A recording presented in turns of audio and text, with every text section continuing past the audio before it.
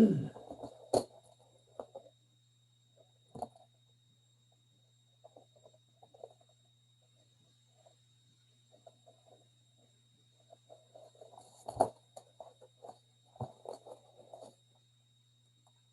evening, everyone. Good evening.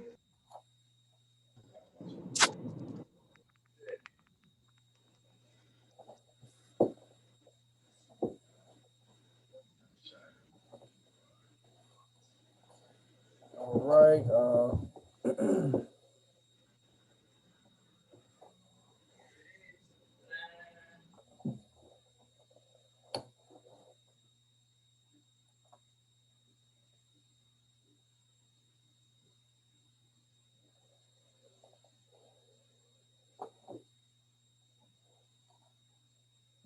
Let's see. Today is the 21st. All I got. Let's see. Miss Bolta is here.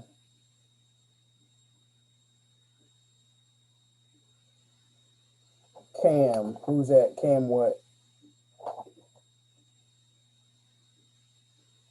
Cameron McCain. Is that Cam McCain? No, it's. Hold on. Hello? Can y'all hear me? Yes. Yes, sir. We can hear you. Who's Cam? It says Cam's phone. Is that Cameron McCain? Yes. Okay. Chloe Jones, got you. Sydney, is that Graham? Here. All right, I'm just going based on what I see on the side. Chloe, Sydney. Who's that that says iPhone?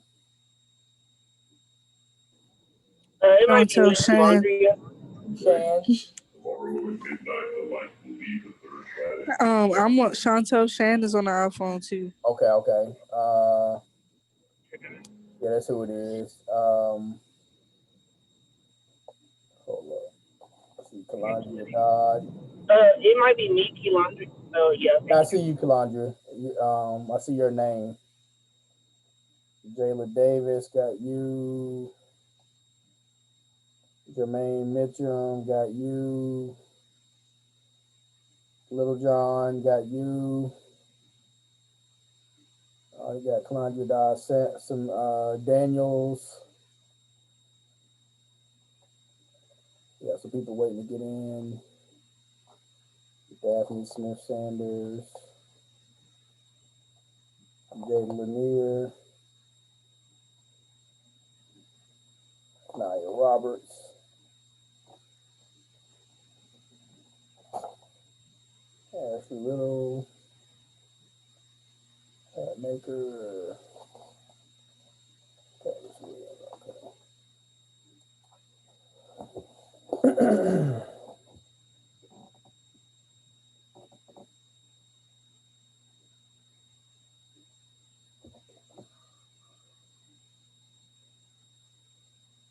All right. Let me see.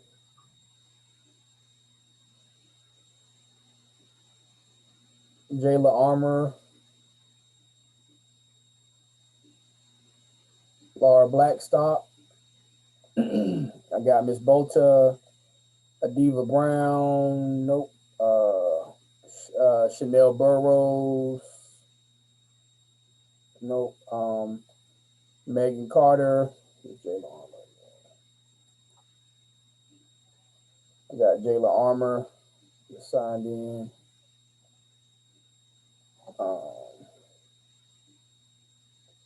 You got Samara Daniels, Jayla Davis, Kalandria Dodd, Sydney Hatmaker is here. Sydney Graham and Sydney Hatmaker. Chloe Jones got her. Jay Lanier got her.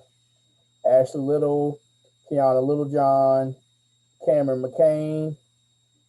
Is LaStacia Miller here? Okay, I got Jermaine Mitchum as well. Anaya Roberts, I have. Yep. Chantel Shan, I got. It's the iPhone. Courtney Shannon. Nope. Jaquan Smith.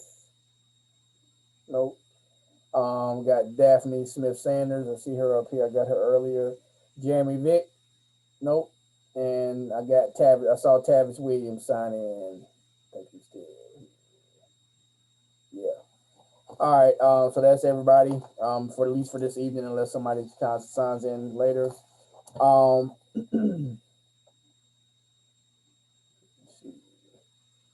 Okay. The chapters for this week were chapters 9 and 10.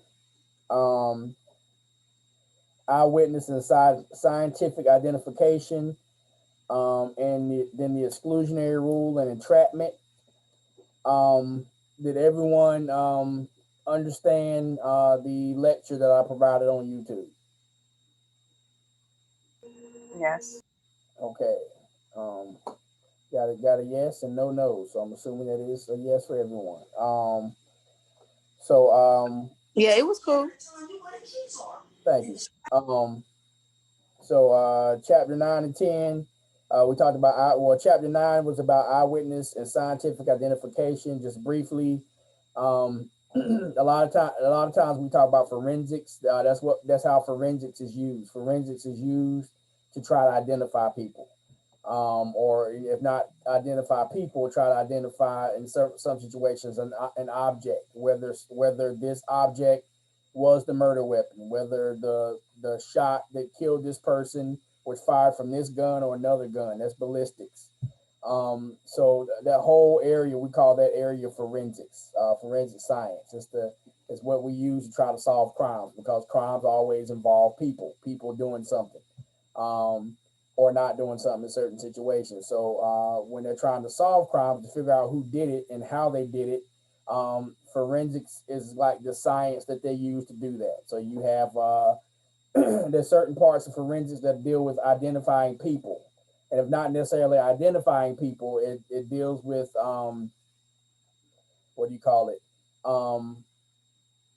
At least Xing people out, or excluding people and saying this is definitely who didn't do it. If it's not who did it, we know this person. We at least rule them out as a suspect. So you have like DNA, which is at this point probably the best thing we have out right now. It's probably the most reliable of the forensic sciences. You have fingerprint identification, which is not really that good. It's all right, because of some people that watch like forensic shows like CSI think that you see the computer and the computer matches, and almost makes it look like they superimpose a fingerprint. That's not really how it works. Really, what they're doing is matching certain points. Now, how many points on this fingerprint are the same? The thing about a fingerprint, and I think I said this in my lecture, is with fingerprint science, it's imperfect, because if a person has been arrested before and their fingerprint, and I haven't been arrested before, but my fingerprints are in the database because I'm an attorney. In order to be a licensed attorney, before we can take the bar in North Carolina, we have to go to our local sheriff's office where we live and be fingerprinted. And our fingerprints are now in the database, not as criminals, but just in the database. So we're so if anything does happen, they know it wasn't us, or they can rule us out. So normally when you're given a sample, you're given what we call a full fingerprint. You're rolling your whole thumb and all your fingers. So we get a pretty good sample of your whole fingerprint.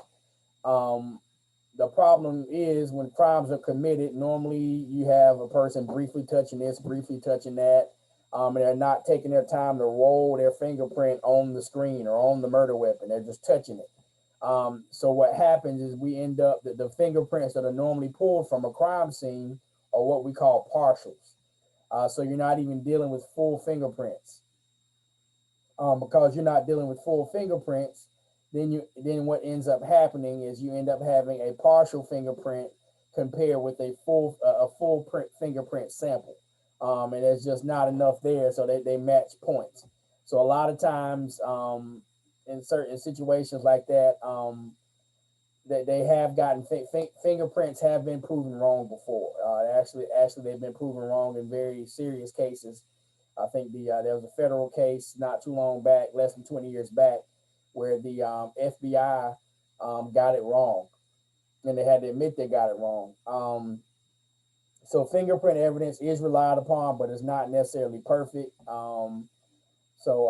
You know, you kind of get that out of your mind. A lot of people say, "Oh, fingerprints at the scene. We don't even really know if this theirs." You know, they'll have a fingerprint person come in and say, "Yeah, it was definitely the right thumb." I'm like, "Well, how do you know it's the right thumb?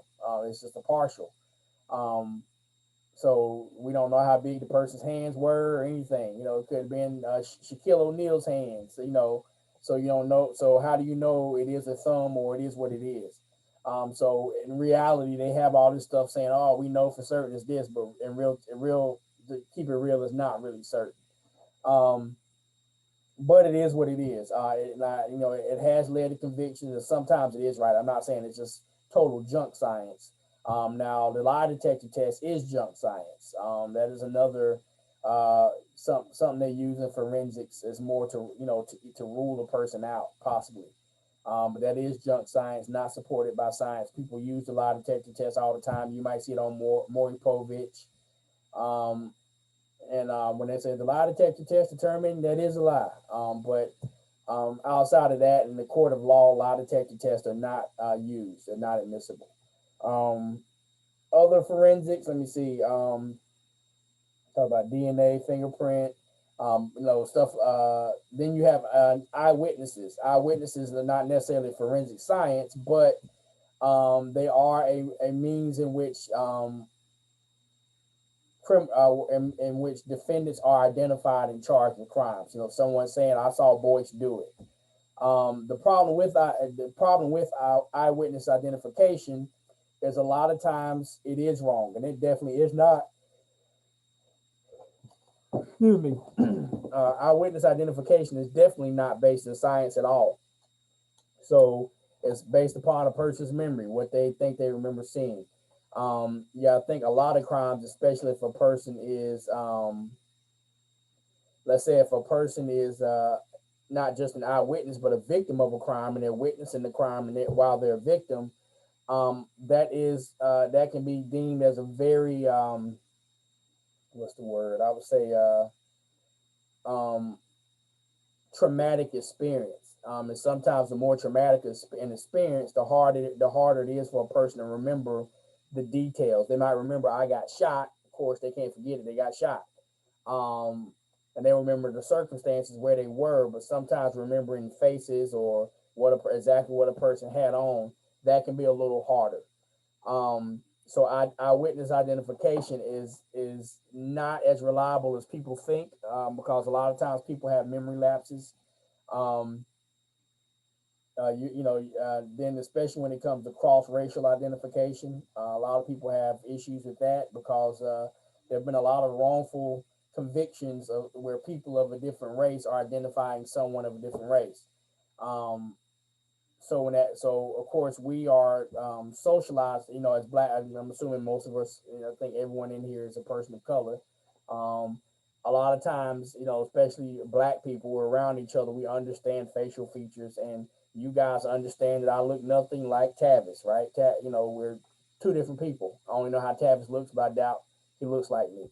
Um, but if we're the same complexion or something like that, a white person may see me commit a crime and say, "Hey, it was Tavis," because he's a brown skinned black man, and that really would be their only basis. You know, there's always a joke, "Oh, they think all black people look alike," but it's not even just a white thing; it's a black thing as well. Sometimes it's black people. We think, you know, all white people look alike. So it's just the inability for people of different races and to I guess efficiently identify each other when it comes to stuff like that. And that's all about socialization and what you're around. Um, so that's scientific identification. So I talked about that and the rules that apply to that. How, of course, when you're talking about eyewitness lineups, and well, you might have a photo lineup, you might have a an actual lineup where the person's physically there and they tell them to point a person out, as you see in the crime movies and shows where a person's in a dark room and they have all the possible assailants line up with their back to that wall with the height and stuff on the wall. And of course, that room's very bright and the light shining right in their faces, so they can't see in the dark room that's next door, or it's one of those double-sided mirrors where they definitely can't see. And they have the witnesses in the room, and they're pointing out who it is.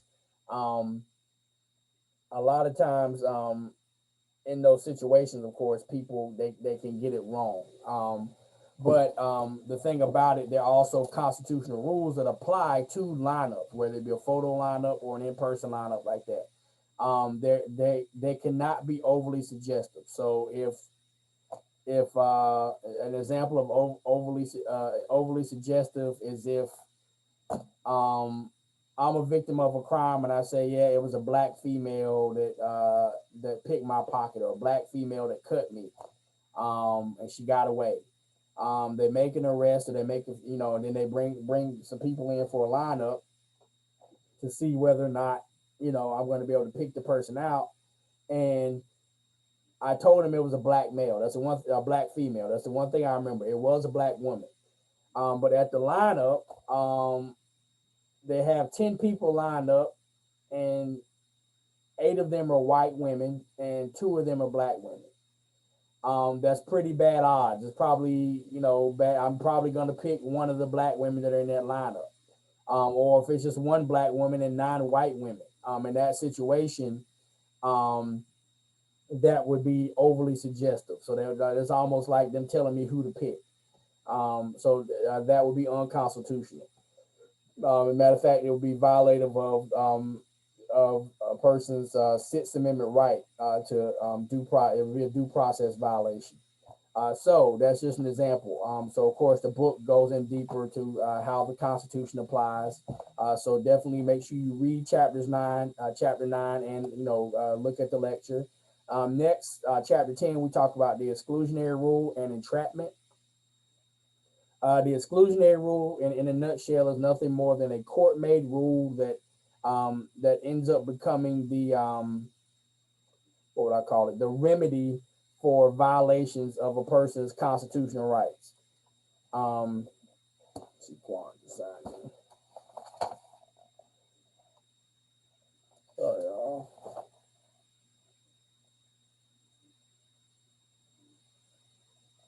yeah. Is that Jaquan Smith that just signed in? Yes, sir. I got you. So as I was saying, yeah, the exclusionary rule is now a remedy for it. So if the cops, if law enforcement violate rights, then whatever, if they violated your rights and in furtherance of that violation, but due to that violation, they retrieve certain evidence that they now want to use against you. The exclusionary rule says because you violated their rights and getting and obtaining that evidence, the court is now going to exclude that evidence from the case. So you're not allowed to use it. So that's what we call the exclusionary rule, of course. And the tool we use to exclude evidence as a defense attorney is what we call motions to suppress. So we want to suppress or keep evidence out because it was the evidence was obtained in violation of a person's constitutional right. So that's the exclusionary rule. Of course, in future chapters, we talk about other remedies like chapter 11, where we talk about other remedies and penalties outside of just excluding evidence. So also we talk about entrapment, and they included entrapment here. Entrapment is actually it'd probably be better used as a affirmative defense in criminal law class, but they put it here in. Well, I see the reason why they put it here, because entrapment involves activity or misconduct on the part of law enforcement towards a person. So it's essentially law enforcement setting a person up in a situation where they essentially are creating the situation where a person commits the crime.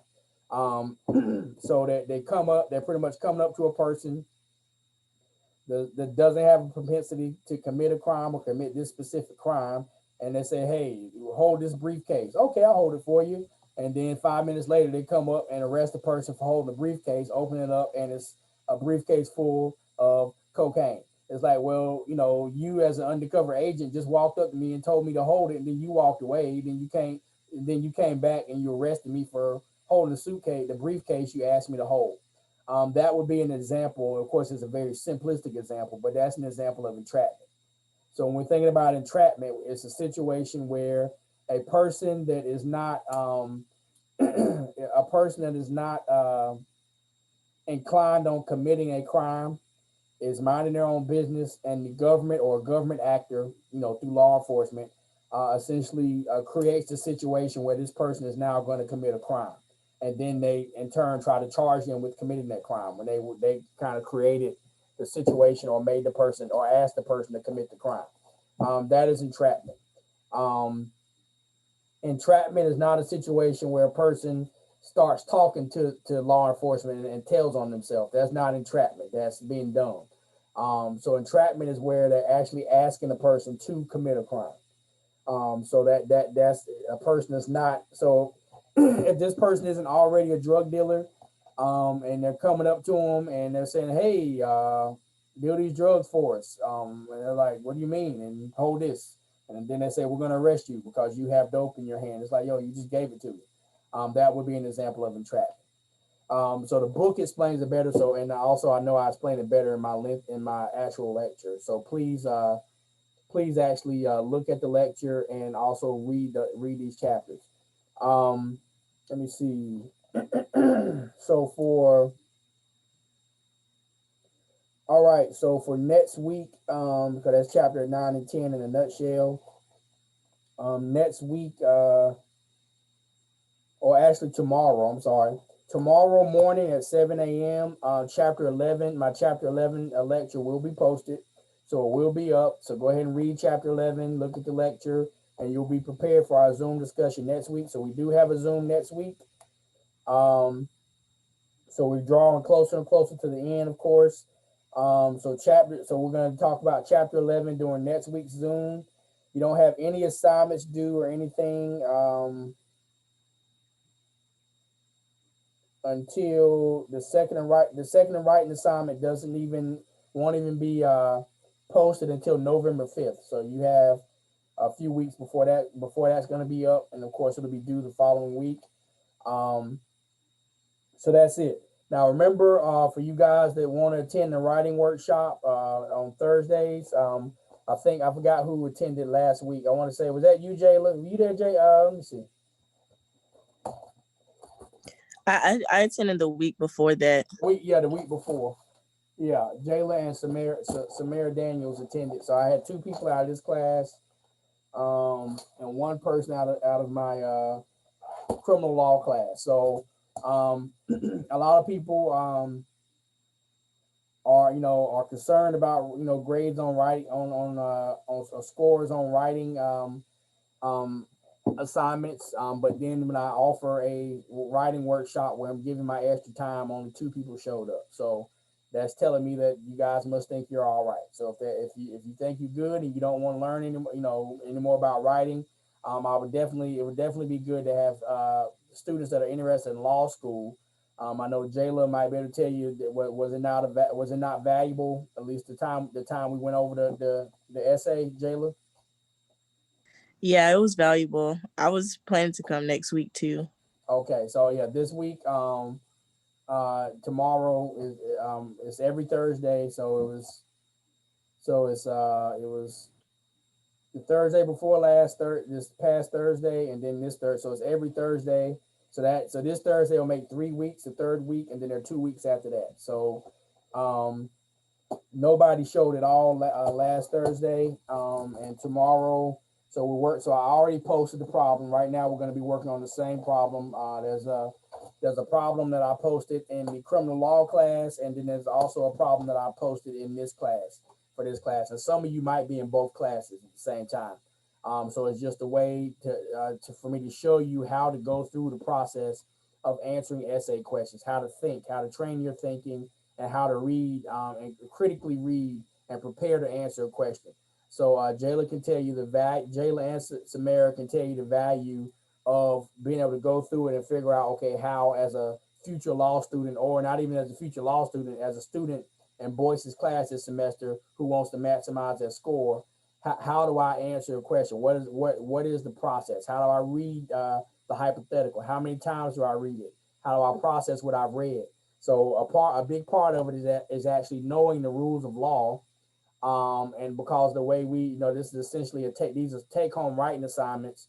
Um, is different from law school because in law school I actually have to know the law. It's not take home, so I don't get to take it home and then think about it and go research. You guys, even if you don't necessarily know the law, really what you're being tested on, because the law is in the books already. All you have to do is know what to apply. So what you guys are pretty much being tested on, because it's open book and you get to take it home. It's a take home, it's a at home assignment.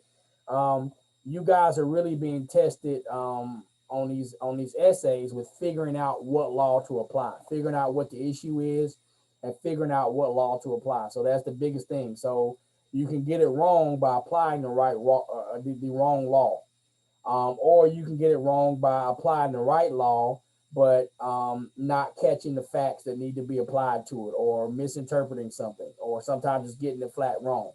Um, so I'm trying to walk you guys through the steps of how to look, how to read, and then look for facts that are important, how to read and understand what the question is asking, and then get an understanding of what what rule of law you're going to apply to answer the question. And then, of course, how to, before you even think about writing it down, um, find the facts that help you prove or disprove whatever law you're applying to the case. What facts are important, because that's what I do in real life. Things happen, facts happen, and then I have to counsel my client through this situation, this factual situation.